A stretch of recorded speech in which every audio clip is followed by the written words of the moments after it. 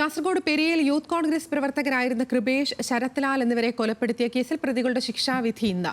കൊച്ചിയിലെ CBI പ്രത്യേക കോടതിയാണ് വിധി പറയുക. ഉദുമ മുൻ MLA KV കുഞ്ഞിരാമനും CPM നേതാക്കളും ഉൾപ്പെടെ 14 പേരെയാണ് കുറ്റക്കാരാണെന്ന് കോടതി കണ്ടെത്തിയിട്ടുള്ളത്.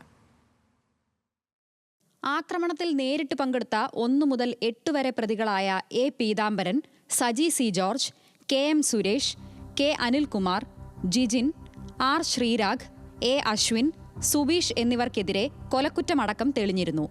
10-ാം പ്രതി T. രഞ്ജിത്ത്, 15-ാം പ്രതി A. സുരേന്ദ്രൻ എന്നിവർക്കെതിരെ കൊലപാതക ഗൂഢാലോചനയും തെളിഞ്ഞു.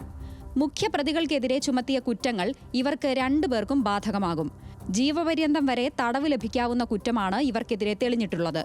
2-ാം പ്രതി സജിയെ പോലീസ് കസ്റ്റഡിയിൽ നിന്ന് ബലമായി മോചിപ്പിച്ചെന്ന കുറ്റമാണ് 14-ാം പ്രതി K. മണികണ്ഠൻ, 20-ാം പ്രതി KV കുഞ്ഞിരാമൻ, 21-ാം പ്രതി രാഘവൻ വെളുത്തോളി, 22-ാം പ്രതി ഭാസ്കരൻ വെളുത്തോളി എന്നിവർക്കെതിരെ ചുമത്തിയത്.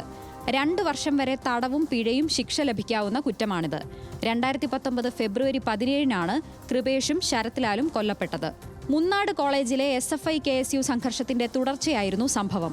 1 മാസം മുമ്പ് കല്യോട്ട് ടൗണിൽ വെച്ച് പ്രതികളായ പീതാംബരനും വിഷ്ണു സുരയുമായി കൃപേഷും ശരത്തും ഏറ്റുമുട്ടി. ഇതിന്റെ വിരോധവും യൂത്ത് കോൺഗ്രസിന്റെ വേരോട്ടം ചെറുക്കുകയെന്ന ലക്ഷ്യവും മുൻനിർത്തി കൊലപാതകം ആസൂത്രണം ചെയ്തെന്നാണ് പ്രോസിക്യൂഷൻ കേസ്. പോലീസും തുടർന്ന് CBIയും അന്വേഷിച്ച കേസിൽ ആകെ 24 പ്രതികളാണ് ഉണ്ടായിരുന്നത്. ഇതിൽ 10 പേരെ തെളിവില്ലെന്ന് കണ്ട് കോടതി വെറുതെ വിട്ടിരുന്നു. പരമാവധി ശിക്ഷ തന്നെ നൽകണമെന്ന് പ്രോസിക്യൂഷനും ജീവിത പ്രാരാബ്ധങ്ങൾ ചൂണ്ടിക്കാട്ടി ശിക്ഷയിൽ ഇളവുണ്ടാകണമെന്ന് പ്രതിഭാഗവും കോടതിയോട് അഭ്യർത്ഥിച്ചിരുന്നു. CBI കോടതി ജഡ്ജി N. ശേഷാദ്രിനാഥനാണ് വിധി പറയുന്നത്. Legal desk, news Malayalam.